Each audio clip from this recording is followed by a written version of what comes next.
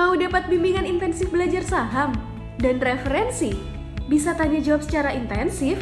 Yuk, daftar mTrade sekarang di mtrade.id/whatsapp atau klik di bawah sini ya. Bagaimana kabarnya Miss hari ini? Kabarnya baik, meskipun marketnya masih lanjut aja ya. Iya. Kalau kita kalau lihat market agak merengut, agak cemberut sedikit Miss ya, tapi karena kita hari ini sedang berbahagia bertemu Miss Ellen, jadi kita kembali happy lagi. Oke, kita langsung aja nih Miss ya, mengingat waktu yang sangat singkat gitu. Jadi gini, mungkin di sini di dalam peserta forum calon investor hari ini nih banyak sekali ibu-ibu rumah tangga yang basicnya mungkin sama seperti Miss Ellen seperti itu.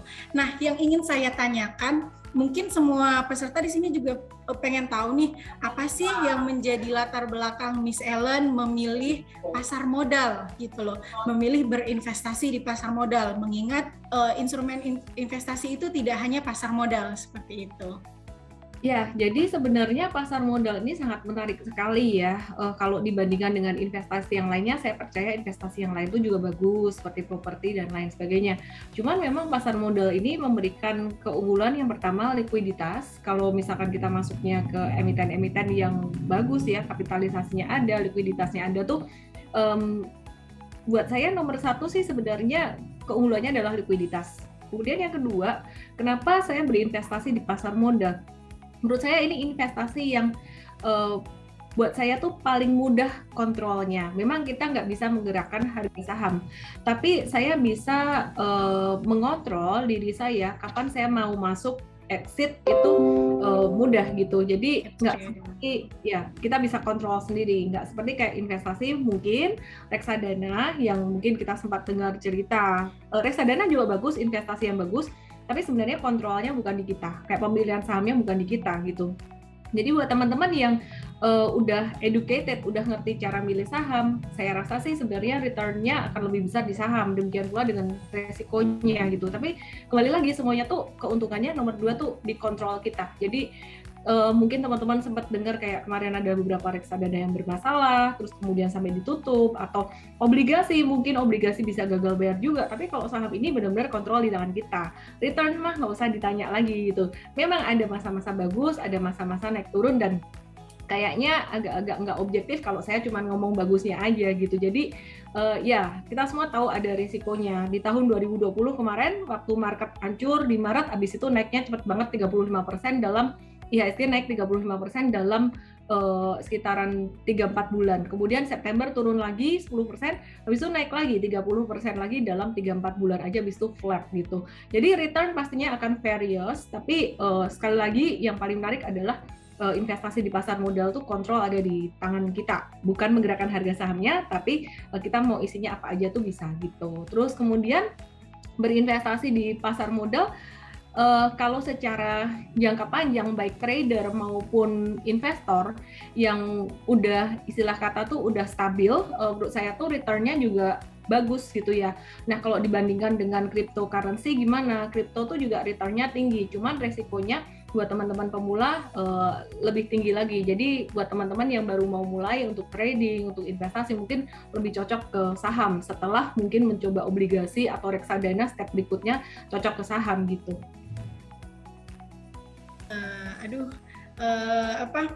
Jadi bisa terjawab banget ya yang apa yang disampaikan oleh Miss Ellen. Kontrol ada di tangan kita sendiri, jadi kita nggak perlu ragu, nggak perlu takut kayak gitu nih. Nah tadi Miss Ellen sempat menyinggung pasang surut di dunia pasar modal seperti itu. Nah, yang pertama kita udah mulai masuk nih sebagai pemula masuk ke pasar modal. Nah, menghadapi pasang surut yang gejolaknya yang sangat tinggi di pasar modal ini gimana nih, Miss? Sebenarnya tinggal kita menyesuaikan atau adjust strategi kita gitu. Jadi kalau misalkan pasang surut di pasar modal, marketnya lagi sideways, bumpy gitu, nggak cocok lah kalau kita pakai strategi buy and hold atau trend following. Dan di sini kan kita sempat tahu juga ya, Mirai Asset ini kan sangat kreatif sekali gitu. Ada lomba-lomba, hot championship, dan kita tahu pemenangnya siapa? Pemenangnya pada masa yang lagi bumpy kayak gini tuh pemenangnya adalah scalper gitu. Jadi ketika market lagi sideways, market lagi bumpy, memang strategi yang cocok diterapkan antara swing trading atau scalping gitu. Jadi kalau misalkan kita buy breakout dan coba mau tahan lama, jadi trend follower, darvaser, super trader, apapun namanya, itu kurang cocok. Pasti kalah kinerjanya dengan yang scalping atau trading tadi gitu. Meskipun ya nggak menutup kemungkinan akhir-akhir ini ada saham yang udah mulai bisa untuk di trend followingin, kayak misalkan Saratoga, itu kan kemarin juga naik lumayan. BBYB kita sempat trend followingin juga lumayan gitu. Tapi buat teman-teman yang memang udah siap dengan manage resiko, membatasi resiko, kayak contohnya Mas Bekti ya, yang jadi salah satu yang sangat populer dari Mirai, meskipun juaranya sebenarnya banyak gitu, tapi yang saya ingat-ingat tuh Mas Bekti aja gitu. Gitu. Jadi ya itu kan bagus banget manajemen resikonya. Mungkin itu satu yang perlu dipelajari teman-teman selain strategi dari technical scalping atau swing itu sendiri. Oke, jadi kalau yang pernah Mina nonton juga nih dari salah satu hidden masternya Mirai Asset itu di YouTube-nya itu bilangnya dipetik aja dulu buahnya. Kalau seandainya kelamaan nanti takutnya busuk. Mungkin seperti itu ya Miss ya untuk saat ini ya. Betul. Jadi meskipun buahnya tuh kadang-kadang kayak buahnya masih agak-agak asam-asam, ya udahlah bisa jadi lotisan gitu. Daripada busuk nggak bisa ngapain lagi. Itu kan bagus banget buat scalper atau swing trader. Kemarin kita juga di Mpret ada edukasi tentang scalping. Intinya tuh sebenarnya scalping, teman-teman kalau misalkan trading beli naik ada tanda reversal dikit aja di daily, keluar ekor di atas candlenya ya cepet-cepet jual, nggak boleh mikir kayak aduh nanti udah dijual naik lagi. Jadi kayak Mas Bekti dan teman-teman scalper lain, saya percaya tuh mereka punya kebesaran hati. Jadi kebesaran hati itu kayak apa ya, satu mindset untuk bisa let go, meskipun ya udah dijual naik lagi ya biarlah gitu. Setiap hari selalu ada kesempatan untuk para scalper gitu. Iya, jadi kalau bagi yang susah-susah move on nih harus dihilangin gitu kalau lagi scalper, kalau lagi zaman sekarang ini ya Miss ya. Jadi intinya kita harus secepat mungkin gitu menyelamatkan profit kita. Soalnya kalau seandainya naik terlalu banyak ya udah mungkin kita lebih milihnya oh rezekinya sampai di sini aja kayak gitu. Nah selanjutnya nih Miss ya, pertanyaan selanjutnya ini mungkin ditunggu-tunggu banget nih sama peserta kelas kita hari ini, yaitu bagaimana tips dan trik untuk memilih saham gitu.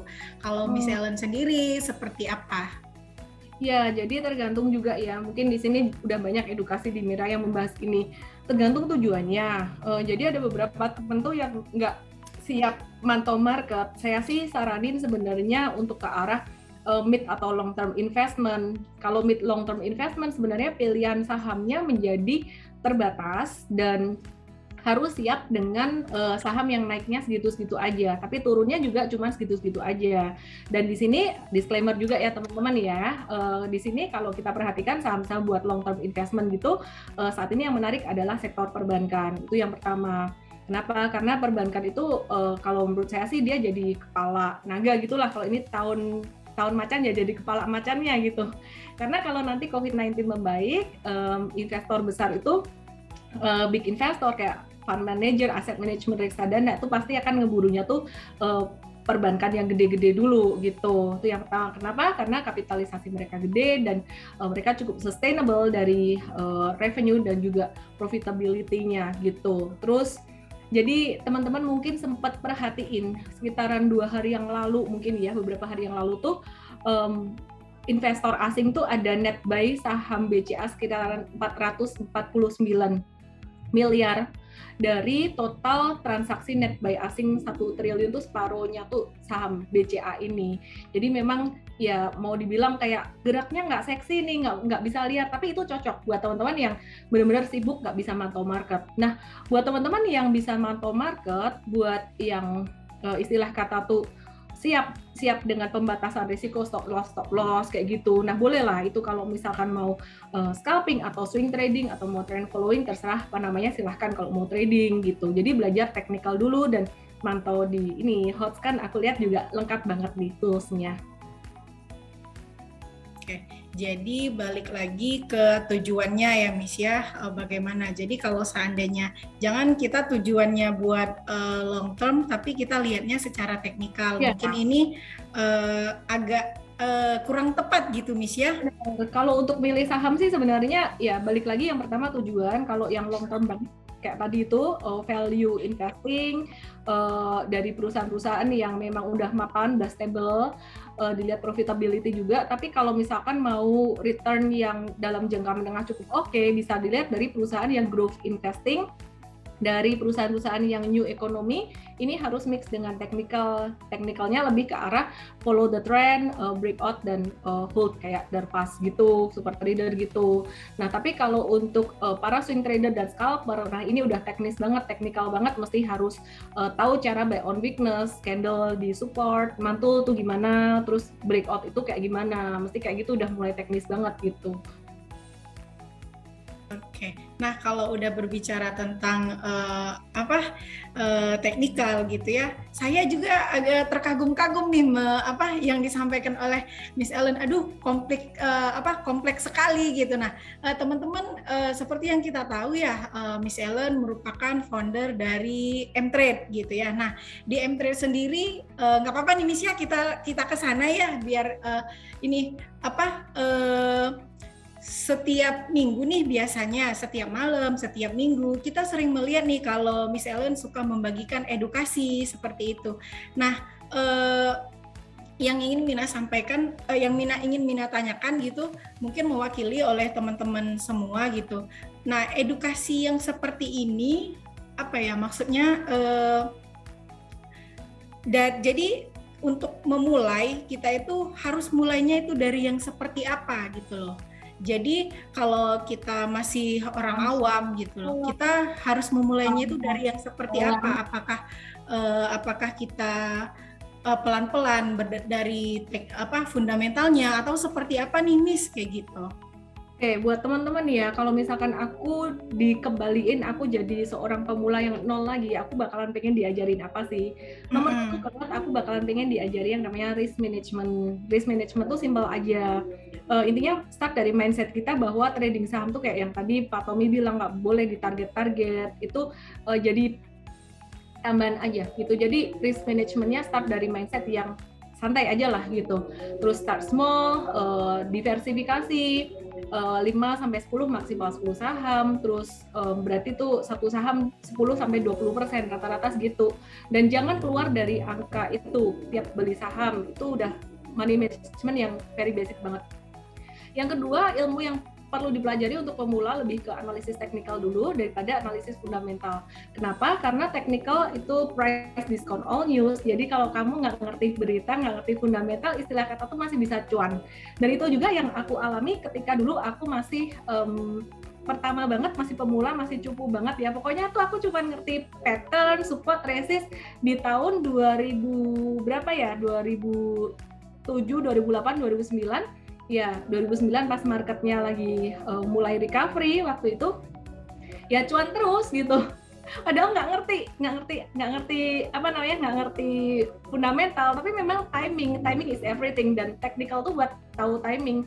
Baru kemudian setelah ngerti technical dan money management, belajar tentang tradingnya, tips trading. Jadi pemula justru malah aku saranin selain ada investment harus coba trading juga nih, karena kalau nggak coba dua-duanya tuh kayak nggak ngerti bedanya apa, dan pasti bakalan bingung. Yang buat invest bakalan kejual buat trading, yang trading rugi nggak dijual-jual buat invest gitu, karena nggak ngerti bedanya. Jadi harus merasakan dua-duanya. Nah, setelah belajar risk management, technical analysis, harus pahami tentang, harus praktek trading itu gimana, harus merasakan kalau beli saham ketinggalan harga tuh gimana, harus merasakan kalau kita udah jualan ternyata sahamnya naik tuh rasanya gimana, harus ngerasakan kayak misalkan kita beli saham misalkan cuma 10%, terus kita dikomporin teman kita sahamnya naik ya, wah harusnya lu lebih banyak, harus ngerasain emosi itu. Jadi kalau nggak ngelewatin emosi itu kayaknya belum bisa dibilang trader yang profesional, mau jadi kayak Mas Bekti, harus melewati semua itu. Nah, baru semua itu selesai, baru semua itu udah mahir, kalau mau belajar fundamental dan yang lain-lain silahkan gitu. Jadi itu stepnya itu dulu gitu. Oke, jadi mental kitanya dulu ya Miss ya yang diasah gitu ya. Jadi jangan jangan seperti yang Pak Tommy sampaikan tadi, jangan baru mau mulai di pasar modal, udah tahu-tahu udah mau seperti Pak Bekti, udah mau seperti Miss Ellen, udah mau seperti Ko Daniel gitu ya. Itu boleh sih, iya, boleh sih punya cita-cita boleh, cuman mesti tahu bahwa mereka tuh kan kita semua melalui proses gitu loh. Proses yang dilalui itu menjadikan mental kita kuat, makanya kita mengerti psikologi kita sendiri, mengerti psikologi market gitu ya Miss ya. Oke. Selanjutnya nih teman-teman, kalau seandainya ada yang mau ditanyakan, ini kesempatan langka loh, bisa bertanya langsung gitu. Kalau teman-teman ada yang mau ditanyakan, boleh di kolom chat seperti itu, boleh kita sambil nunggu-nunggu pertanyaan dari teman-teman nih Miss ya. Aku tanya-tanya lagi nggak apa-apa ya Miss ya? Ya. Oke. Nah,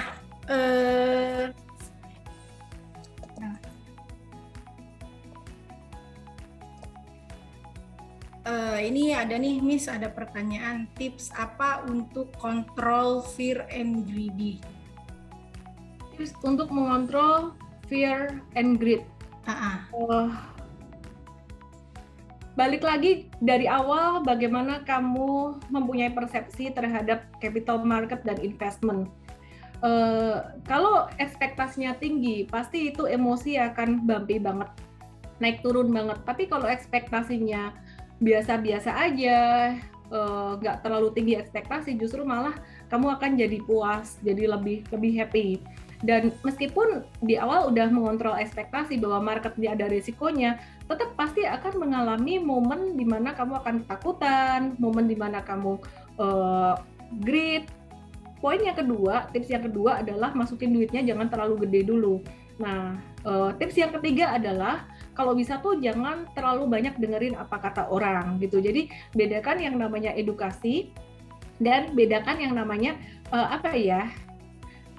pom-pom manas-manasin gitu loh. Jadi pom-pom manas-manasin tuh bukan saya bukan ngomongin tentang influencer, tapi dari sekitar kita kayak teman, saudara. Nah, itu pun juga bisa kayak yang tadi aku bilang kayak aduh harusnya tuh kamu beli ini, bukan beli itu. Aduh harusnya tuh gini, harusnya gitu. Masa ada sih di market tuh bisa tahu pasti harusnya begini begitu. Jadi better nggak usah terlalu banyak cerita ke orang lain dan fokus belajar gitu aja. Oke, semoga terjawab ya Ibu Sandra ya. Sambil nunggu pertanyaan dari peserta yang lain, Miss boleh dong dijelasin tentang M-Trade-nya biar teman-teman di sini siapa tahu nanti ada yang tertarik nih buat gabung ke M-Trade. Oke, ini 45 orang ya, semuanya kita kasih deh M-Trade 7 hari gratis. Nanti buat tim buat Mira ya. Karena aku banget Mira ini banyak banget edukasinya dan juga aku kenal banget dengan CEO-nya ya, dan kita sama-sama we work for a cause gitu, jadi untuk kasih impact. M-Trade itu kita kasih trading signal, cuman trading signalnya kita selalu edukasiin buat teman-teman semuanya bahwa ini tuh bukan buat gambling loh, bukan buat tebak-tebakan. Di setiap trading signal, kalau kita udah bilang buy, itu pasti ada menu analysis. Nah, di situ tolong dipencet buat belajar. Dan setiap hari, 8.15 ada morning briefing, siang jam 12 ada day briefing, bahkan sore jam 4 itu ada seminar rutin, bahkan jam 4-nya tuh free, seminar rutin, plus ada market update juga, ada artikel market update juga sore dan pagi hari. Itu dimanfaatkan untuk belajar. Jadi yang tadi saya bilang untuk untuk setiap hari paling penting itu praktisnya. Teori itu gampang dipelajari, tapi praktisnya gimana ngasah emosinya itu yang susah. Jadi bukan susah, itu yang perlu latihan. Jadi kita temenin teman-teman semuanya ya. Aduh, selamat ya. Aduh, saya jadi senang sekali. Kita beruntung nih ya, 45 peserta yang tadi kita mendapat free 7 hari untuk M-Trade. Aduh, terima kasih banyak ya, Miss ya. Oke. Ya, Yang Mirai bisa dikasih lebih deh, minta sama tim event. Oke, aduh, terima kasih. Nanti kita langsung hubungi Mbak Hasna nih. Nih, ada pertanyaan lagi nih dari Pak Hari. Wah, Pak Hari juga mengikuti, seru ya Pak ya. Oke, Miss Ellen sharing dong mengenai pengalaman bertransaksi saham di Bursa Efek Indonesia pasca kode broker pada saat jam perdagangan tidak perdagangan berlangsung ditiadakan. Seperti apa nih Miss pengalamannya? Ini mungkin Mas Bekti yang lebih berasa dampaknya kalau aku dan Mtrade itu nggak terlalu berasa jujur. Kenapa? Karena kita ngelihat akumulasi distribusi itu dari chart gitu. Jadi untuk intraday trading pun kita ngelihatnya dari chart intraday gitu. Jadi ya kita nggak terlalu berasa, nggak terlalu ngefek, fine aja. Kayak nggak terjadi apa-apa aja sih gitu. Ya sorry buat teman-teman yang merasakan dampaknya. Kayak tidak berempati saya. Sama sih Miss, sebenarnya justru saya heran ya kenapa nasabah kok banyak yang jadinya galau gitu karena kode broker ditutup. Justru kalau Mina sendiri itu nggak berasa apa-apa karena waktu masih ada pun Mina juga jarang ngeliatin itu gitu. Jadi pada saat sekarang udah nggak ada lagi juga efeknya nggak yang gitu-gitu amat kayak gitu. Oke, adakah lagi pertanyaan? Ayo dong teman-teman pada nanya, nggak apa-apa, jangan malu-malu, mumpung kita lagi ada kesempatan yang sangat baik nih.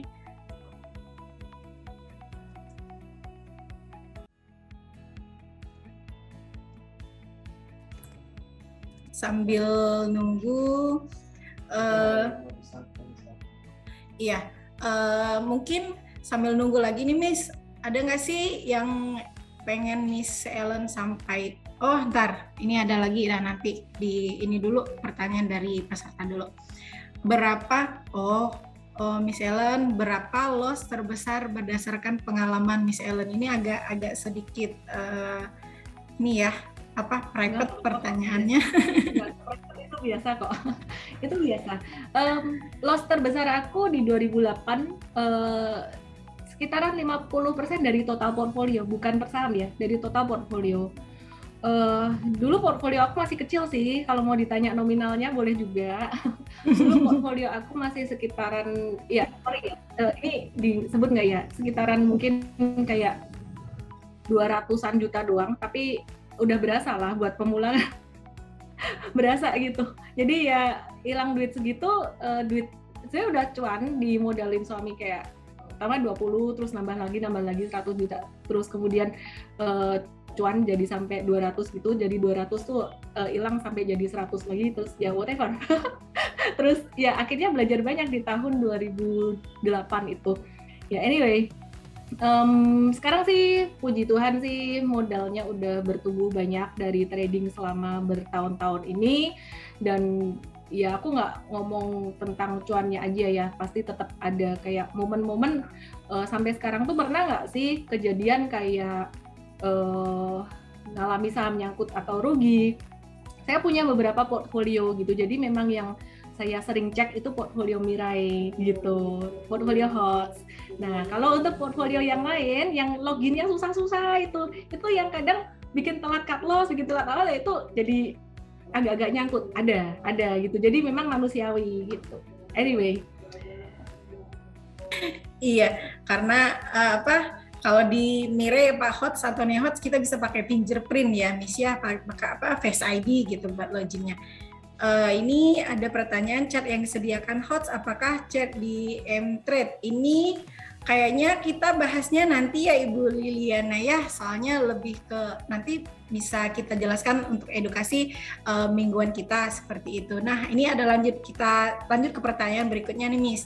Sore Miss Ellen, mau tanya nih mengenai indikator super trend, bisa tolong dijelaskan Miss? Indikator untuk trend atau super trader? Kalau super trader itu kita nggak banyak pakai indikator, sebenarnya kita justru pakai candle and pattern. Jadi ada tuh kalau nanti masuk Mtrade langsung aja di menu education di search super atau super trader kayak gitu. Jadi itu nanti rekaman seminar kita itu edukasinya keluar semua. Kita lebih pakai ke pengenalan support resistance berdasarkan horizontal line, sideways kita batasin. Tapi kalau ditanya indikator utama untuk support trader adalah yang pertama pastinya tools-nya adalah candle dan volume, kemudian moving average. Udah itu doang. Gitu. Bahkan kita kadang nggak pakai moving average, kita pakai trend line atau pakai dan fast box gitu bisa juga. Jadi mohon maaf kalau agak-agak teknis ininya istilahnya. Saya sih setuju nih sama Miss Ellen tentang menentukan indikator itu. Kalau menurut Mina pribadi lebih baik kita mendalami satu indikator yang sampai benar-benar kita paham gitu daripada kita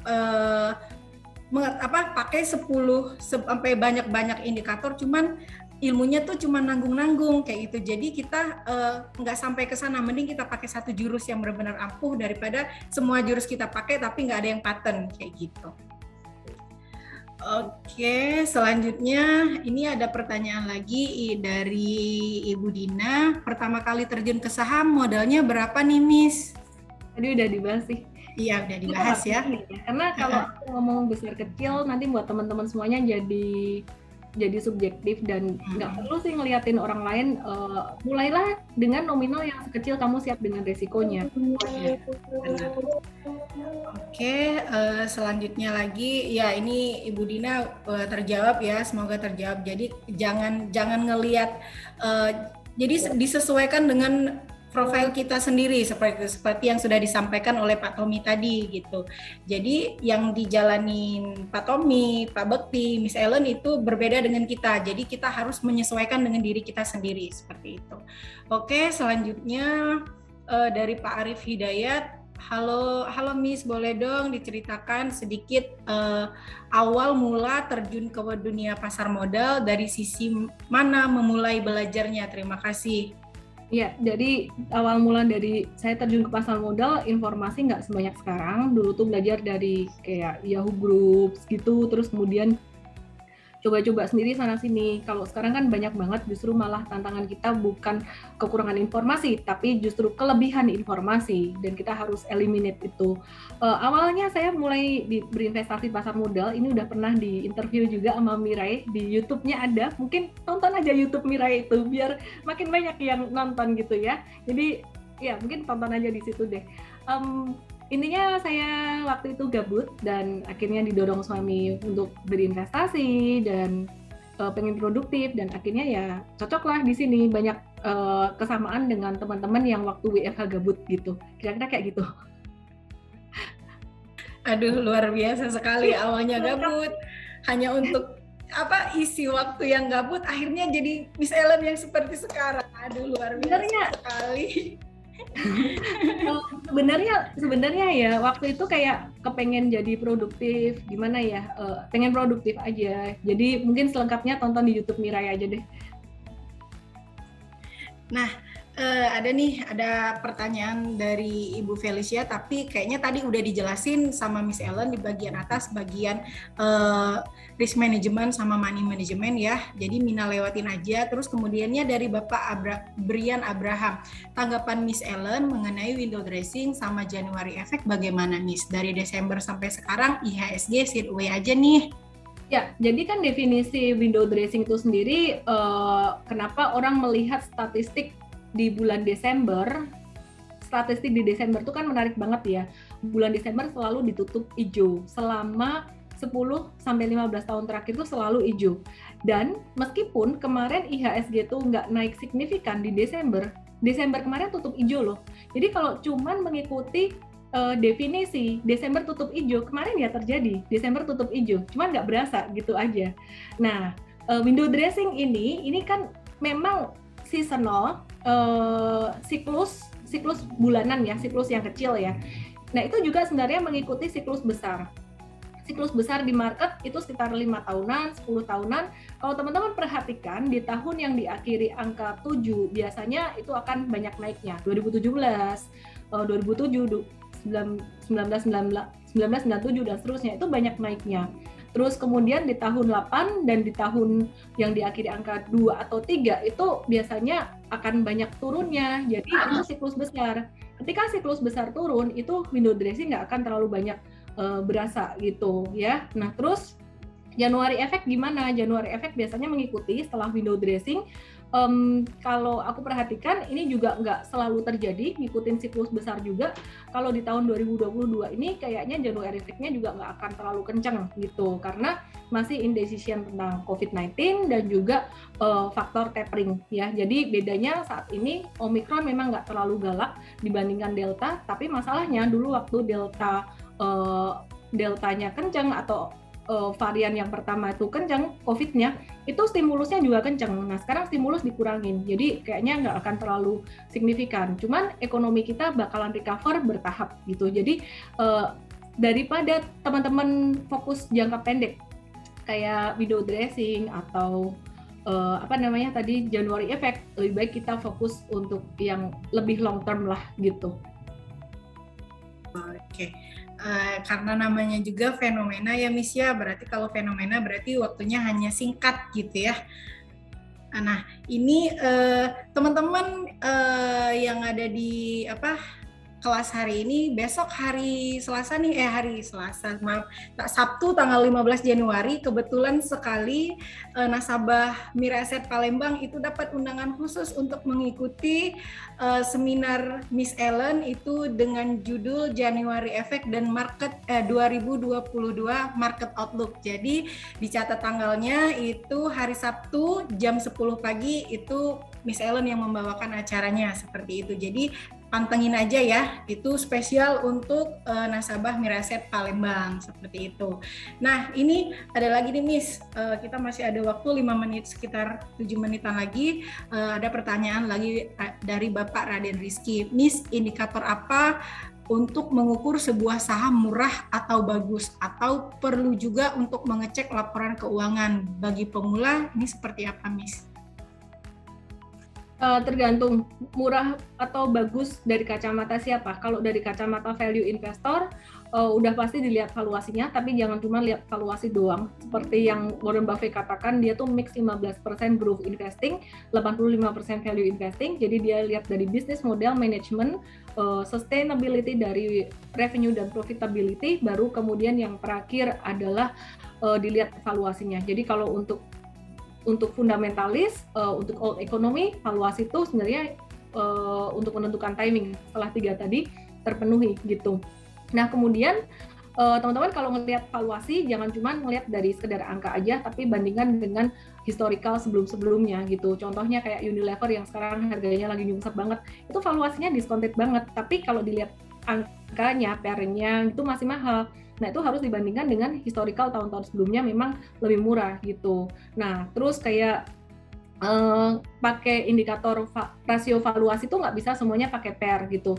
Kalau perusahaan-perusahaan yang belum bisa menghasilkan laba, mereka lebih cocok pakai PBV gitu ya, price to book value. Nah itu sama juga cara ngelihat mahal murahnya dibandingin dengan tahun-tahun sebelumnya gitu. Terus kemudian yang berikutnya, kalau dari kacamata trader bukan dari kacamata investor, mahal murahnya pastinya dilihat dari koreksi harga gitu. Kalau saya sih sebenarnya bukan lebih lihat ke koreksi harga, tapi lebih ngelihat ke upside-nya. Jadi meskipun dia breakout, dia udah naik dari misalkan turun ya, naik terus breakout gitu, meskipun dia udah naik, selama dia upside-nya kelihatannya masih bagus, trennya masih oke, berarti menurut saya tuh masih murah gitu. Jadi dari kacamata apa dulu? Kira-kira itu aja sih. Semoga menjawab ya. Jadi balik lagi seperti yang di atas tadi, tergantung dari tujuan kita seperti apa. Jadi kita ngelihatnya juga sesuai dengan tujuan kita seperti itu. Oke, suara saya kedengaran? Ya. Bagus. Nah, satu pertanyaan terakhir ya Miss ya, pertanyaan terakhir ini dari Bapak Aditya Indrawangsa. Miss Ellen, apa yang menjadi ciri-ciri saham calon multi-bagger?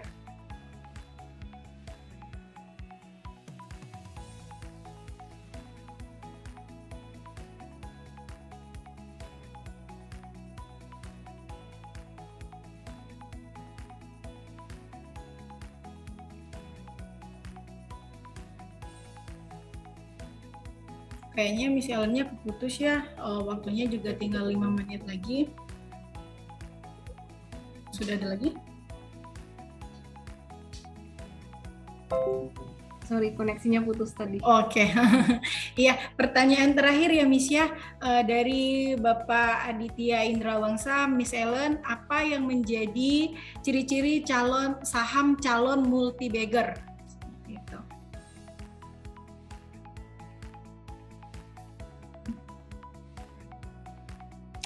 Sorry, saham multi-bagger tergantung multi-baggernya trader atau investor. Kalau multi-bagger buat aku, buat definisi aku sendiri, aku tuh suka banget saham yang tadinya belum gerak, sideways lama di bawah, jadi dia habis jatuh gitu kayak trennya nggak ada likuiditas, terus sideways lama di bawah, tapi ketika sideways tuh dia volume pas harga naik tinggi, terus volume pas harga turun tuh rendah, kayak gitu terus lama, dan semakin lama sideways-nya semakin bagus. Nah biasa kalau kayak gitu tuh breakout-nya bagus. Contoh tuh ada Rose, belum dia breakout kan dia kayak gitu juga tuh, sideways-nya lama terus di bawah. Nah itu yang menurut aku bisa jadi bagger gitu. Terus banyak sih, Saratoga dulu sebelum dia naik cepat tuh juga di bawah tuh dia juga sideways lama dengan volume dan harganya konvergen. Oke, salah satunya saham Saratoga. Ini yang dulu ya, bukan sekarang ya. Iya, ini salah satu contohnya gitu, Miss ya. Sekarang kan Saratoga lumayan kenceng nih naiknya. Oke,